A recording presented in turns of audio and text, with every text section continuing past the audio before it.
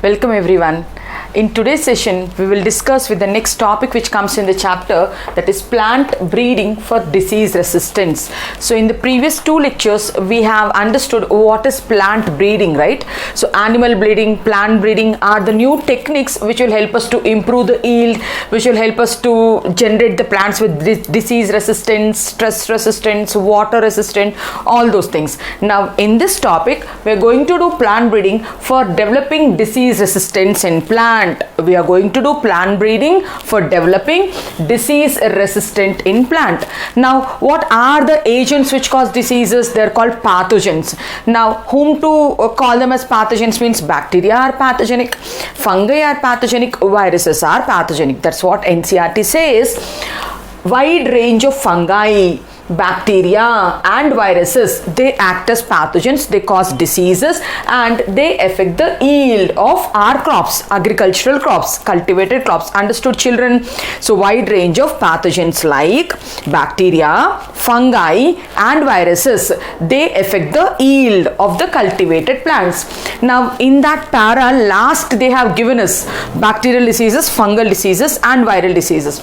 In this sentence itself I wrote here, fungi I took with red, bacteria I went with green, and blue I went with viral diseases. Now the three fungal diseases which are mentioned in NCERT are, one is brown rust in wheat, they have given in NCERT. Other fungal diseases, red rot of sugarcane, and the third fungal disease is late blight in potato. In NCERT they have given three fungal diseases. First one, what is it? Brown rust in wheat, red rot in sugarcane, late blight in potato, they have given. And I have added the fungus name also which causes the disease. They can ask us, right? So brown rust in wheat is caused by Pecunia gramineensis. Red rot of sugarcane is caused by Colatotrichum, which comes under Deuteromycetes class. Next one is late blight in potato is caused by Phytophthora, which belongs to Phycomycetes. Right, children? I have mentioned the names also. So there are chances for us to ask the agent which causes the disease. So write it down. Brown rust in wheat is caused by Pecunia, red rot of sugarcane is caused by Colatotrichum, late blight in potato is caused by Xanthomonas. Coming to the bacterial diseases, bacteria I wrote with green, here we have written black rot of crucifers, cabbage, cauliflower and all comes under Cruciferaceae. So black rot on cabbage we might have seen, right? Cabbage and cauliflower we might have seen like black color patches and all. That is called black rot in crucifers, is caused by a bacteria. Its name is Xanthomonas. So Xanthomonas causes black rot disease in cabbage and cauliflower, which come under Cruciferaceae. Now coming to viral diseases, we know the viral diseases mostly they are called mosaic disease only. Tobacco mosaic virus, turnip mosaic virus, cauliflower mosaic virus, chili mosaic virus. That's what they have given. Tobacco mosaic virus, turnip mosaic virus, etc. means you can add on cauliflower mosaic virus, chili mosaic virus, like that we can add on, right, children? So these are the diseases. And in NCERT the author has written the pathogens, you know, they mostly affect the plants in tropical areas, in tropical climatic conditions. Why again? Why tropical plants are more affected? Because the warmthness means the warm nature which is required for the growth, it's an optimal temperature, and the moisture is also required for the growth of the pathogens. So the warmness and the moisture are there in the tropical countries. So that is why tropical climatic plants are more affected. That's what they have given. They are more affected. How much, to which extent they affect the plant yield means in most of the cases 20 to 30% of the crops are lost. In most of the cases 20 to 30% of crops are lost. And sometimes if it is an epidemic breakout, then it might be even worse. It can be complete loss also, total loss also can occur when if it's an epidemic breakout. If not, in general, if a plant is affected, 20 to 30% crop loss you have to take and go, right? Now sometimes from the market we buy hybrid seeds and we sow it and we think this is an improved variety which is going to give us high yield. Sometimes the high yielding variety are also sensitive to diseases. They're sensitive to pathogens. Here I have given example, that is Kalyan Sona. Kalyan Sona is a high yielding variety, semi-dwarf wheat variety, right? So Kalyan Sona, which is an improved variety, which is a semi-dwarf variety of wheat, it is susceptible to leaf rust disease. It is susceptible to leaf rust disease. Okay, so then next one. So that means pathogens can even affect the improved varieties. Next, very few antibiotics or medicines are available to kill fungi, to kill fungal infections. Means fungal infections are very rarely controlled, they're telling. First point they're telling, improved varieties are also susceptible. Second point they're telling, fungal infections are rarely controlled by medicines, they're telling. And third one, bactericide, a chemical which kills bacteria is called bactericide. Bactericide is very costly, it seems. Farmer cannot afford it. So if it is a small garden you can, but if it is 1 acre, 10 acres of land, how much fertilizer you have to buy, how much biopesticide you have to buy, it becomes costly affair only then. And then coming to fungicide, a chemical which kills fungi is called as fungicide. Fungicides can kill certain infections, not all infections. Of course, fungicide is also expensive. Fungicide has little effect on wheat rust disease. Wheat rust disease, which is caused by, we have written here, wheat brown rust or wheat rust is caused by pecunia. Wheat rust disease, if you spray fungicide, so the fungus will not die because it is resistant. So taking all these points, and again, buying bactericide, buying fungicide is not just expensive, it is damaging the environment also, right? Ecology, environment is also getting damaged, means it is hazardous, it is not good, right? So all these are the points they told, and only last thing they will tell. So then how to control? So fungicides are not effective, bactericides are costly, then viruses can be rarely controlled by antibiotics or medicines, and even the improved varieties are also susceptible to diseases. Then how to control? So the only solution what we have is plant breeding. So identify some wild varieties where disease resistant genes are there, take that as one parent and cultivable variety as another parent, do hybridization, do cross hybridization, get the hybrid variety. So that is plant breeding. So in this situation where all these points are there, breeding and development of varieties which show resistance to diseases is the cheapest means, right? It is the cheapest means. Plant breeding is the cheapest means when compared to buying all these bactericides and fungicides. It's the cheapest means also. Not only that, it is hazard free means also. It's not causing any hazardous effects on the ecology and environment. It's a hazard free means to overcome the diseases. So it should not be expensive, it should be cheap means also, and it should not be hazardous also, but it should control the diseases also. The only technique what we have in our hand is called as plant breeding, right? So resistance to plant breeding, what do you mean by resistance to plant breeding? Means it is the ability of the plant to resist the infection. It is the ability of the plant to a pathogen. It will not allow the pathogen to infect the plant. It will not allow the pathogen to multiply in the host body. Then we call the host plant as a resistant plant. So resistance to the plant means it is the ability to prevent the pathogens from causing risk, from causing disease. Resistant plant will not get the disease. Now, how does it depends? It depends on its genetic constituency, right? Some genes which are stronger genes, which are disease resistant genes, if they are present in the plant, then the plant is called resistant plant only. So it is its genetic constitution which will tell whether the plant is showing resistance to a disease or a plant is susceptible for a disease. Understood, children? Then before breeding, before doing breeding, the breeder should have knowledge about what is that agent which causes the disease and how does it spreads from one plant to another plant. Before breeding, it is very important to know about the causative organism, whether fungal disease, bacterial disease, viral disease, and how does it transmits, the mode of transmission. Did you understand the points here for the topic plant breeding for disease resistance? What did we discuss? Which are fungal diseases, which are bacterial diseases, which are viral diseases, and why tropical plants are affected because of moisture and warmth. And then how much loss it can create for the farmer? Mostly 20 to 30%, but sometimes if it's an epidemic breakthrough, then total loss also will happen. Now then they're telling like sometimes even the improved varieties which the farmer by thinking them as hybrids might be sensitive for diseases, they might get affected. Second one, bactericides are costly. Third one, fungicides are not effective always. Next one, viruses cannot be controlled. What is the way? Plant breeding is the way. Take a screenshot, we will continue.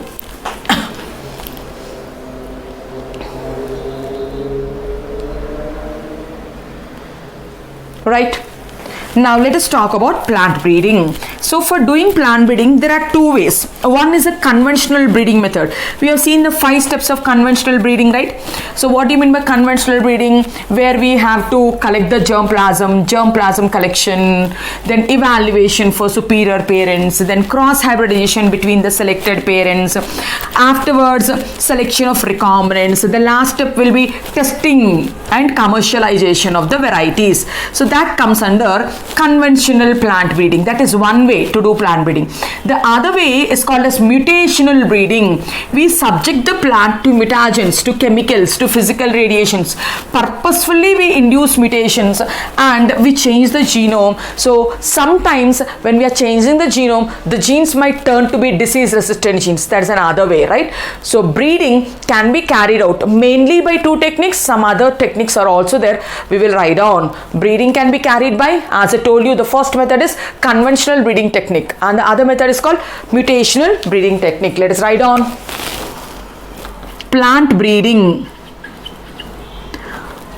can be carried out by, it can be carried out mainly by 2 techniques, children. The first technique is called traditional breeding or conventional breeding. Traditional or conventional breeding technique. The second one is called as mutational breeding technique. What is the second one? It is called mutational breeding technique. So these are the 2 main techniques. So other approaches are also there. Soma clonal variations and genetic engineering are the other methods also of plant breeding. But the main methods are conventional breeding technique and mutational breeding technique. What are the other approaches? I'll write down here. Other approaches like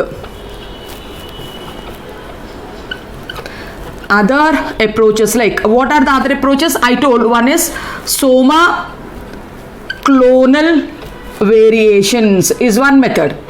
Soma clonal variations is one method. And next method is genetic engineering, biotechnology is another method. But the main methods are conventional method and mutational breeding are the main methods. Now I told there are 5 steps of conventional breeding. Come on, we'll write down in a flow. What are the 5 steps of conventional breeding? First one is collection of germ plasm. After collecting 10 varieties, 50 varieties, whatever local varieties are there, all those we collected. Then we will evaluate, right? We'll do selection, we'll do screening for those parents in which disease resistant genes are there. That is second point.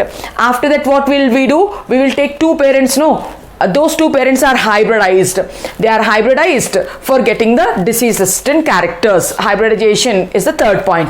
And the fourth point will be, after that we need to check whether the hybrid got the characters what we want or not. That's called selection and evaluation for hybrids. And the last point, we will test it in the lab, then we will take it to the land and then we will release the new variety outside. So come on, tell me, what are the 5 steps of traditional or conventional breeding?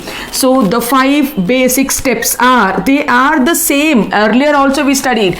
The first step will be germ plasm collection. Germ plasm collection. So in plant breeding lecture 1, we have seen the 5 steps.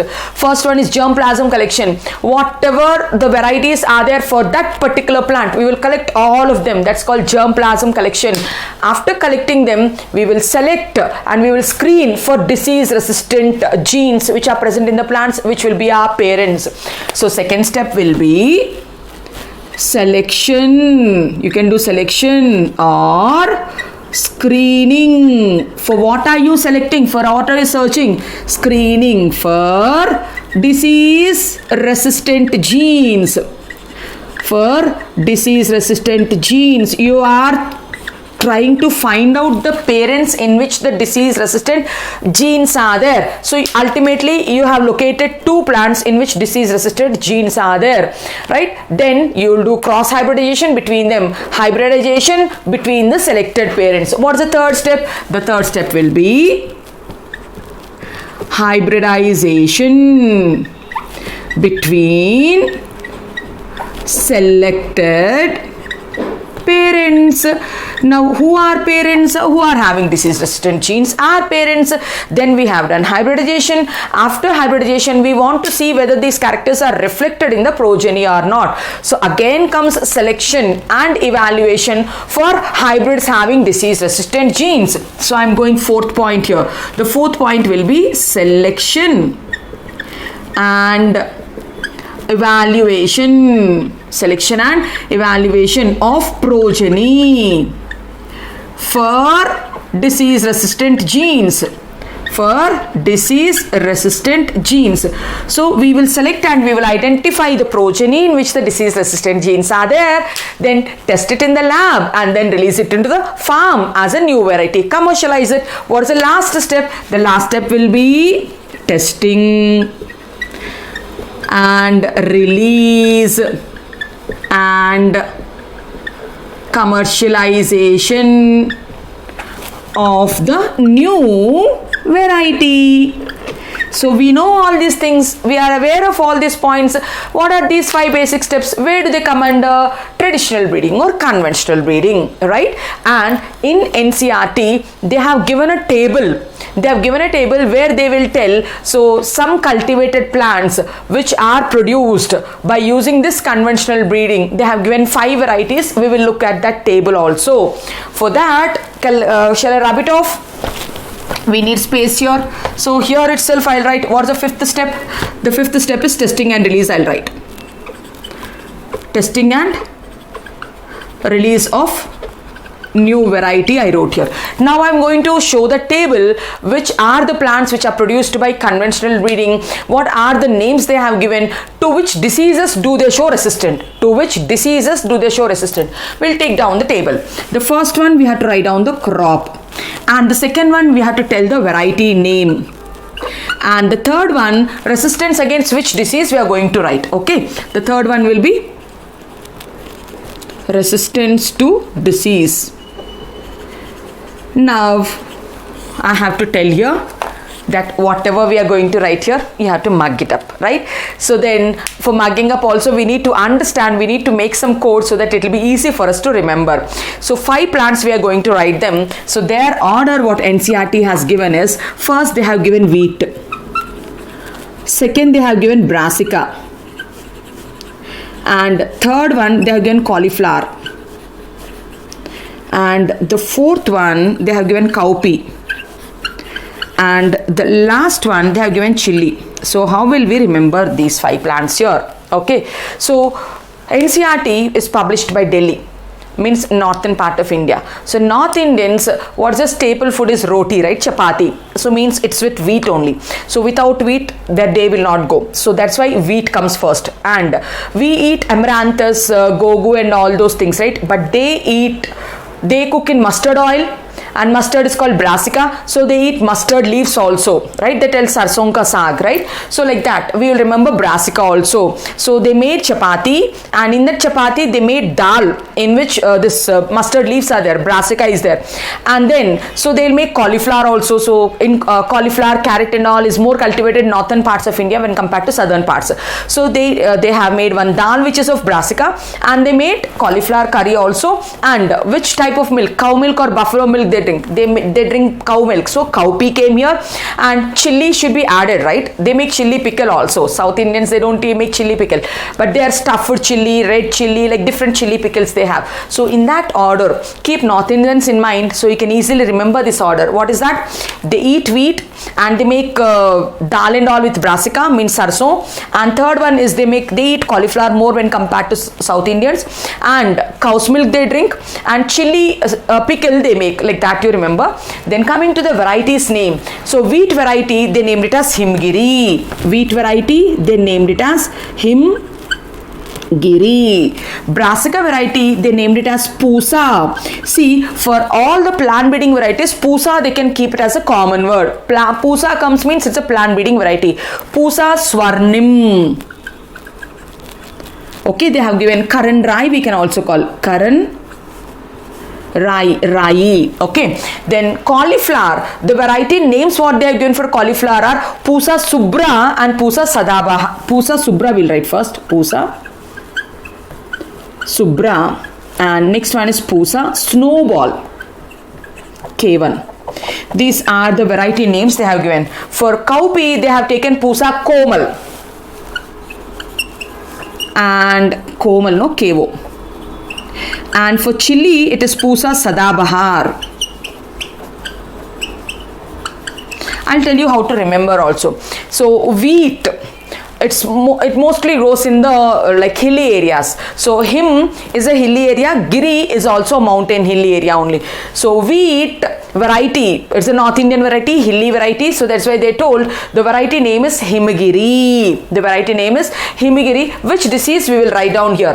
The Himgiri variety of wheat shows resistance against leaf rust, stipe rust and hill burnt disease. The Himgiri variety of wheat shows resistance against, one is leaf rust, second one is stipe rust, and the third one is hill burnt disease.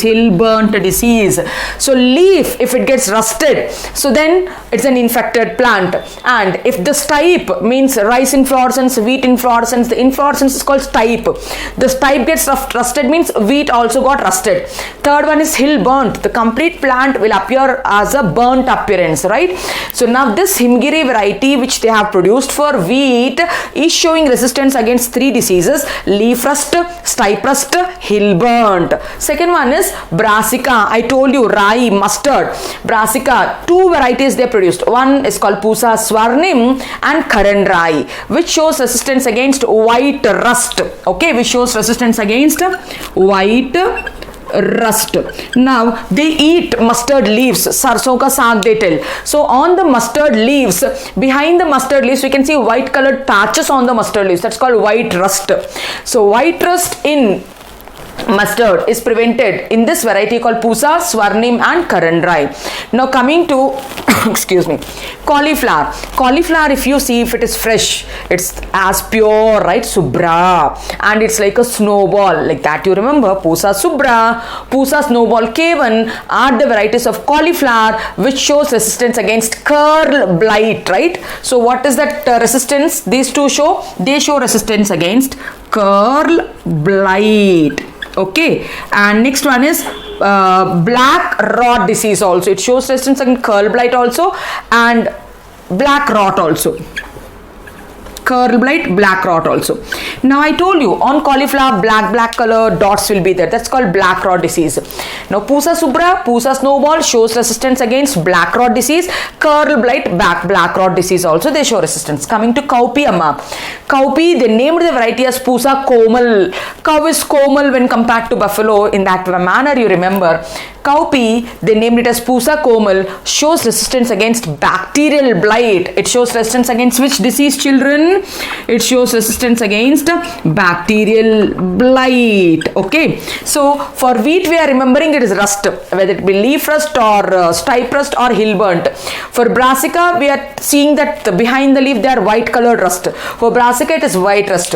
And for cauliflower also we can see cauliflower leaves will curl off, and on the cauliflower black dots will be there. That also we can remember. And for cowpea, how to remember bacterial blight? A, B, C. Bacterial blight for Komal. Bacterial blight for Komal or cowpea, in that manner you remember. The last one is chili. Chili is a vegetable which is available throughout the year, right? So chili, that is why they call it Pusa Sadabahar. Now this shows resistance against cauliflower mosaic virus, tobacco mosaic virus and leaf curl disease. It shows resistance against, we can tell, chili mosaic virus. Chili mosaic virus, this variety shows resistance. Tobacco mosaic virus, it shows resistance. And the chili leaves will easily curl. If the chili leaves are curled, means identify that it as a viral disease. Leaf curl also. It is leaf curl also. Understood, children? So these are 5 varieties of plants which are produced by using this traditional or conventional breeding method. So these are the names and these are the variety names they have given, and these varieties shows resistance against these diseases. Okay, so we understood also how to remember them. Take a screenshot. We will continue.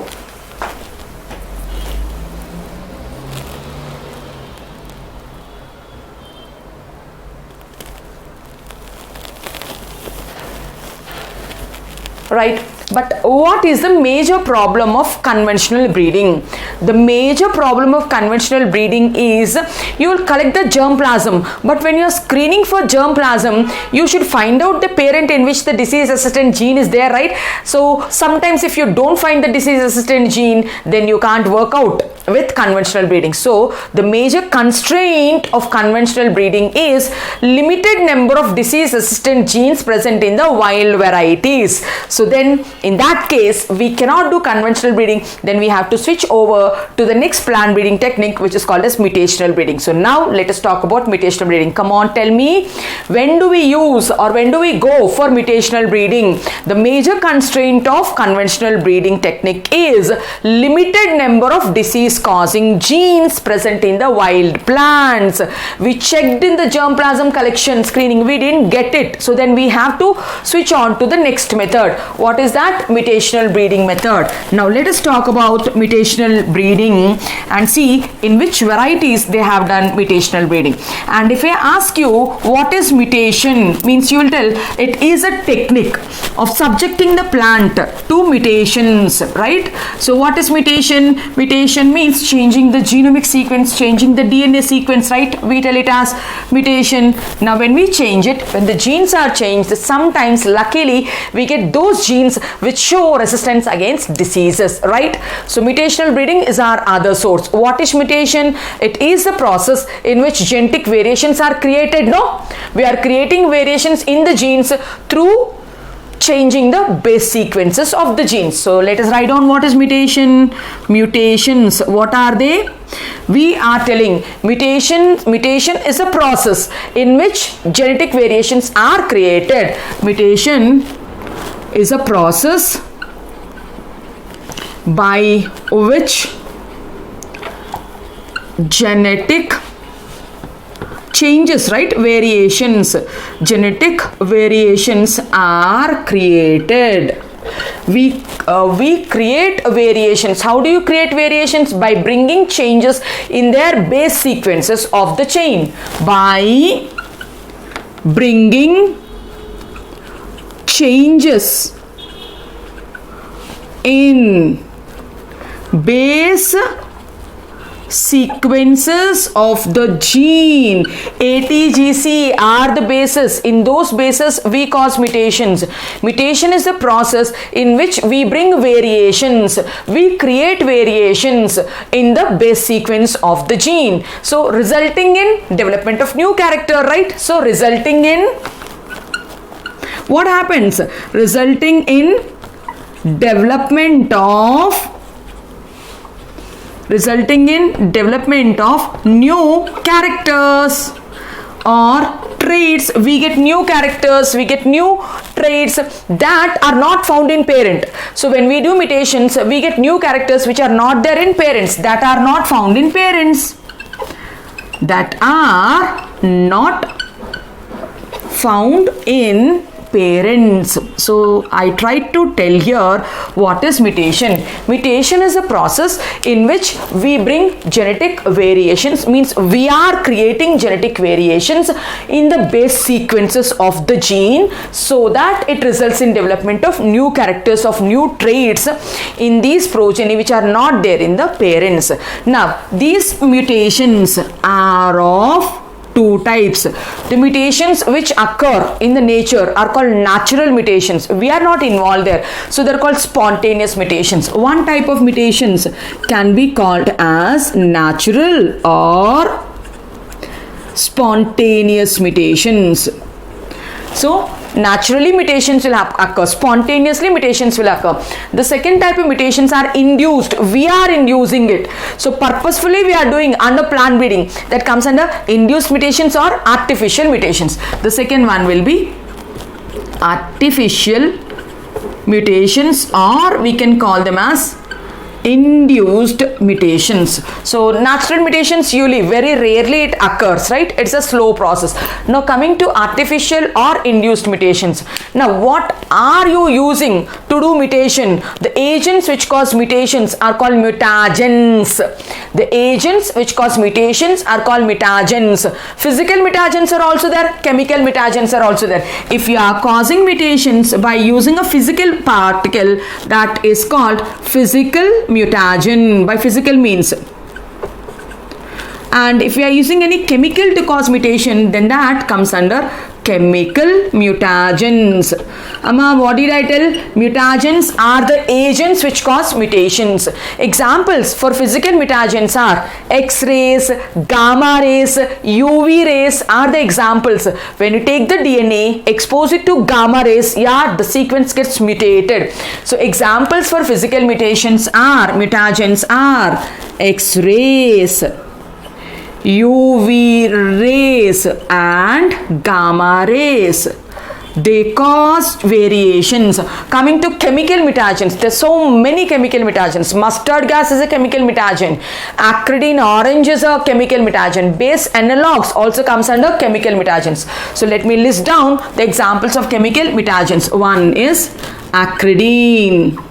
Next one is mustard gas, and the third one will be base analogues, similar to bases, right? So all these cause mutations. These are physical agents and chemical agents.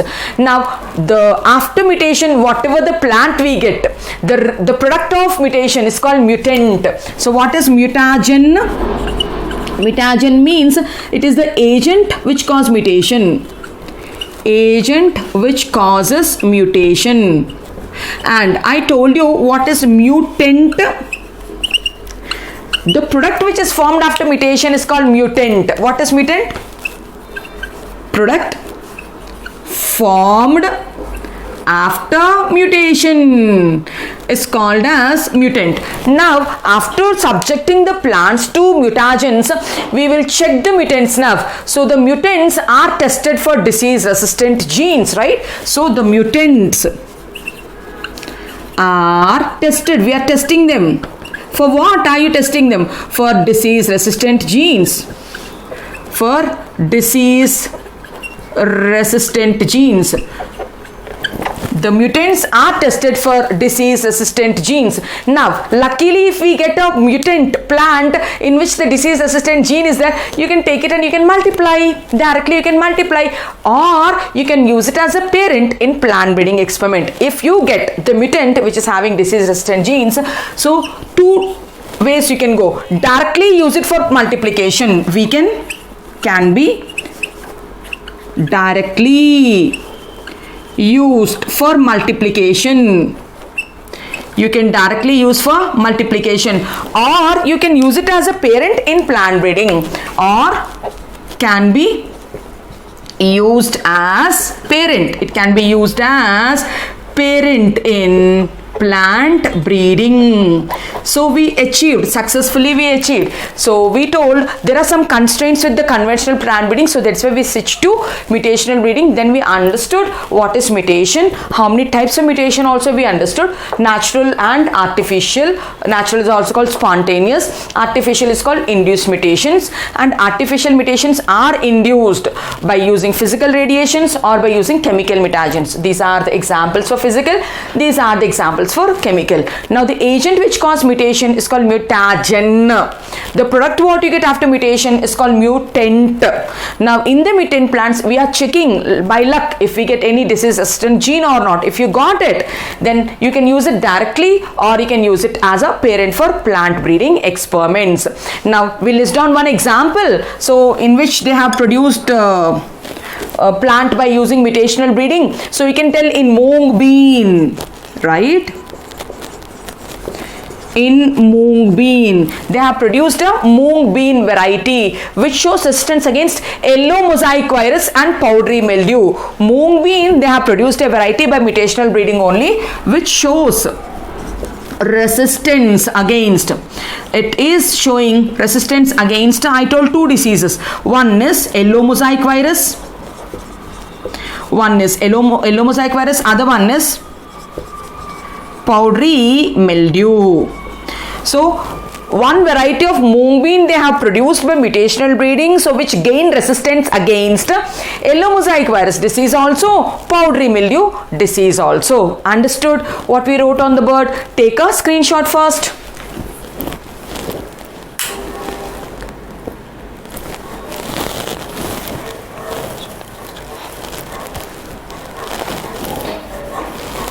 Yes, now in NCERT they say that there is a bendy, wild variety of bendy. Okay, now that wild variety of bendy is showing some disease resistant genes, it seems.